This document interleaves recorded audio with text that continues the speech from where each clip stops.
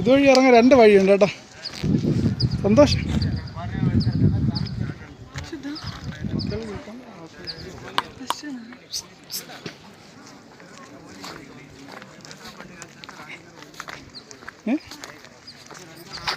സന്തോഷം. ഡേയ് ഇതുവഴി ഇറങ്ങാം. വാ.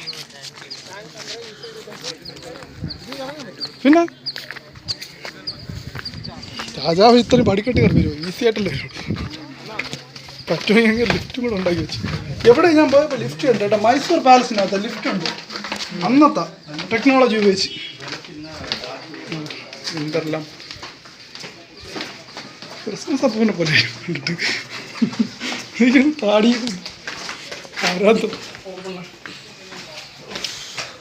ആകെ നിസ്സാരം പോലെ നമ്മൾ കളിച്ച് ചിരിച്ച് കളയാൻ കേട്ടോ. ഓരോരോ ശില്പികളെ എത്ര ഇരുന്ന് കൊല്ലം താടി